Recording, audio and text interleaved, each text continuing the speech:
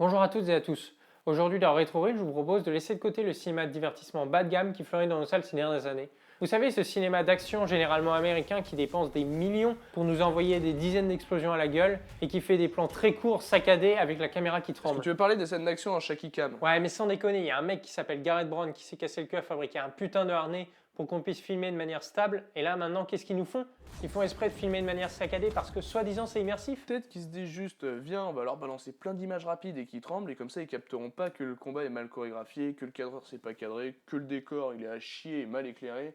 En gros, qu'ils regardent un film de merde. Oui, c'est vrai, je suis d'accord avec toi. Cette technique est souvent utilisée pour cacher un manque de créativité. Quel est le rapport entre les films d'action de merde actuels et les westerns spaghetti des années 60? Le lien sera fait un petit peu plus loin dans la vidéo.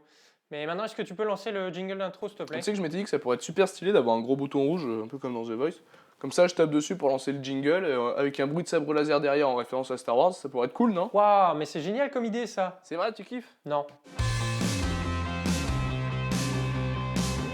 Donc aujourd'hui, je vais parler de Sergio Leone, qui est un réalisateur très connu notamment pour ses westerns spaghetti. Donc je vais commencer par expliquer ce qu'est le western spaghetti. Pour comprendre ce que sont les westerns spaghetti, il faut revenir à l'histoire du western. Le western est né au début du XXe siècle. C'est un genre très apprécié par les Américains car il raconte des histoires qui se situent à l'aube de la création des États-Unis, au cours du XIXe siècle. Ces films sont rapidement devenus le standard du cinéma de divertissement américain car ils dépeignent les péripéties de héros blancs quasi parfaits qui œuvrent pour protéger et construire cette magnifique nation tout en chassant les dangereux et méchants indiens. Le western était en quelque sorte l'équivalent des films de super-héros qu'on a aujourd'hui. Bon, je dis ça de manière ironique, j'imagine que vous comprenez bien l'aspect caricatural de ces films qui font souvent l'éloge des colonialistes et qui adoptent rarement le point de vue des Indiens qui furent décimés. Néanmoins, il y avait de très grands réalisateurs qui ont réalisé de très grands westerns à cette époque, notamment Howard Hawks qui mêle le tragique et la comédie avec beaucoup de talent. Ouais, c'est un peu le Tarantino de l'époque, quoi. Exactement, et c'est d'ailleurs un des réalisateurs préférés de Quentin Tarantino. Le western est resté le genre principal aux États-Unis jusque dans les années 60. À cette période-là, les gens ont commencé à se lasser. Et pour diverses raisons, c'est toute l'économie hollywoodienne qui permettait la production de masse de ces films qui s'effondre. Le western spaghetti est un terme inventé par les Américains pour désigner en s'en moquant les westerns réalisés par des Italiens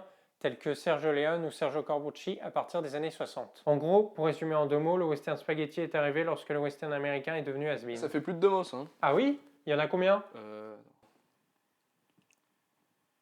13. Merci Titouan.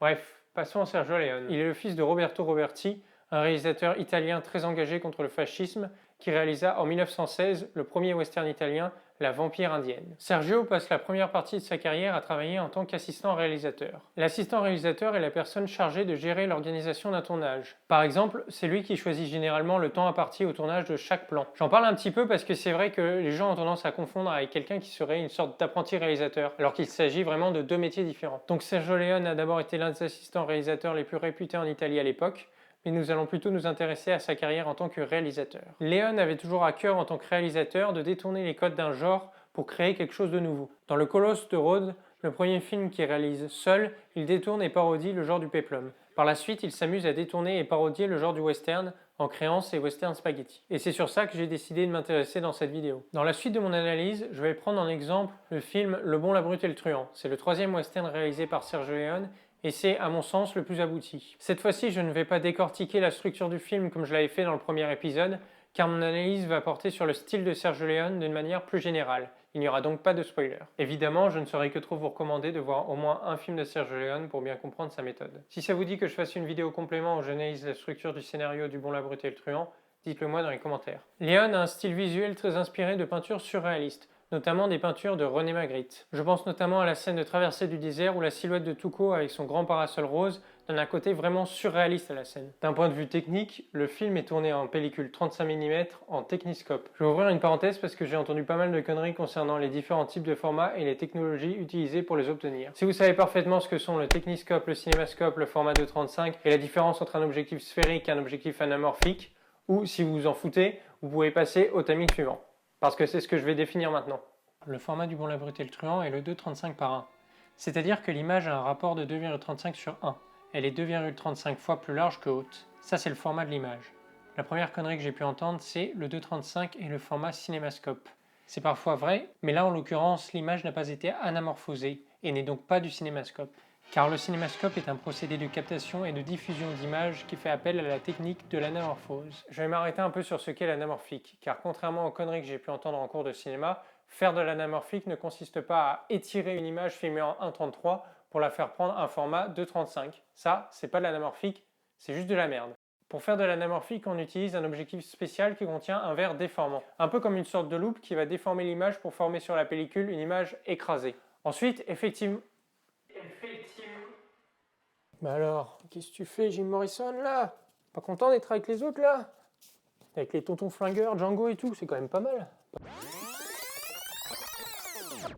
Bref, ensuite, effectivement, on étire l'image à la projection. Mais l'image n'est pas déformée par l'anamorphose car elle reprend les proportions qu'elle aurait eues sans anamorphose. Maintenant que ça c'est clair, on va pouvoir passer à la suite. Il existe en gros deux techniques pour obtenir un format d'image large. Soit, comme je viens de l'expliquer, on tourne en anamorphique, puis on désamorphose l'image à la projection. Cependant, pour obtenir un format large sans utiliser l'anamorphose, qui est un procédé coûteux, on peut utiliser un objectif sphérique, c'est-à-dire un objectif qui ne déforme pas l'image. Quand je dis un objectif qui ne déforme pas l'image, je veux dire un objectif qui n'aplatit pas anormalement l'image. Ça n'a rien à voir avec le phénomène de distorsion dont j'avais parlé dans l'épisode 1, qu'on a avec certaines focales très courtes. Pour obtenir un format large en sphérique, on peut tout simplement recadrer l'image. C'est ce que font beaucoup de gens qui tournent en numérique. Par exemple, c'est ce que j'ai fait pour mon court-métrage Infraction mineure. Il a été tourné en 16/9, puis recadré en 2/35. Fais pas comme tu... Maintenant, le Techniscope, c'est un petit peu différent. C'est tout simplement le format de l'image qui est imprimé sur la pellicule qui est en 2/35. Ce procédé est plus économique car il utilise moins de pellicules que l'anamorphique. Le premier intérêt de l'anamorphique, c'est d'abord d'avoir une meilleure définition d'image. L'image obtenue par un anamorphose est plus définie sur la hauteur, puisque la hauteur de l'image est plus grande. Filmer en anamorphique a aussi pour conséquence de réduire la profondeur de champ et de donner un bokeh ovale alors que les objectifs sphériques donnent un bokeh plus ou moins circulaire. Le flair est également étiré. Après, pour ce qui est du flair, certains réalisateurs qui tournent en sphérique, comme David Fincher par exemple, ajoutent un faux flair en post-production pour reproduire l'effet de l'anamorphique. En numérique, l'anamorphique est moins souvent utilisé car la raison de la définition est moins valable. En effet, les caméras numériques actuelles filment généralement dans des formats supérieurs au format de diffusion. Par exemple, c'est le cas pour le film 9 mois ferme dont on a déjà parlé dans le premier épisode. Maintenant, ce qui m'intéresse, c'est d'essayer de comprendre ce qui différencie Sergio Leone de ses prédécesseurs américain et ce qui en fait un réalisateur visionnaire. Partons du plus évident, de ce qui saute aux yeux. À quoi vous pensez si je vous dis western? Pourquoi tu poses des questions aux spectateurs alors qu'ils peuvent pas te répondre? Je comprends pas. Non mais ça c'est juste un procédé que j'utilise pour rendre mon discours plus agréable à écouter. Je trouve ça idiot. Bah écoute, c'est tout aussi idiot que de faire intervenir un faux monteur pour dire des conneries, donc je peux aussi arrêter de te parler à ce moment-là. Ah ouais. Non, mais en fait, je suis bien comme ça, je change rien. T'embête pas. Merci. Donc à quoi pensez-vous quand je vous dis western? Qu'est-ce qui dans l'inconscient collectif symbolise le western aujourd'hui? La réponse est évidente. Pour beaucoup, vous pensez à ça, plus ça, plus ça.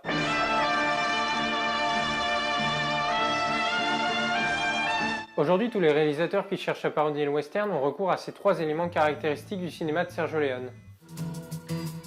Barman, c'est un peu de courage en bouteille, donc faire le goûter pour On comprend pas là. ouais, serre-lui donc une rasade de. C'est lourd, on comprend rien, c'est nul. Enfin, je sais pas. Parce que moi je veux lui faire des. Oui, bon, bah ça va, mais je vais te tuer, d'accord, voilà, ok, c'est ce que je voulais dire. Ce qui est intéressant, c'est de constater à quel point Leone réussit à créer quelque chose d'épique en filmant simplement des personnages silencieux, fixes, qui se font face.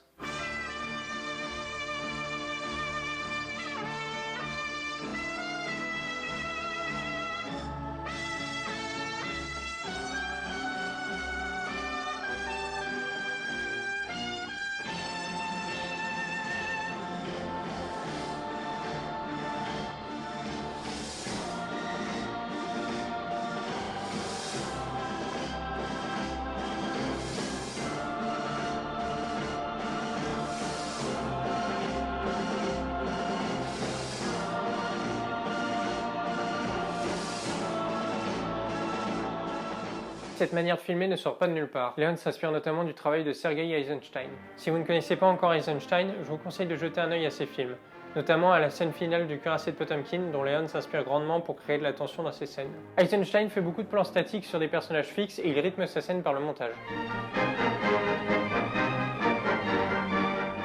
Il existe différents moyens de rythmer une scène. Généralement, ce sont les actions des personnages qui donnent le rythme. Mais lorsque les personnages sont statiques et silencieux, on peut trouver du rythme par le montage. C'est ce que fait Eisenstein dans le Cuirassé de Potemkin notamment, et c'est ce que fait Leone dans ses scènes de duel. Maintenant, voyons ce que Leone apporte pour rendre ses scènes encore plus épiques.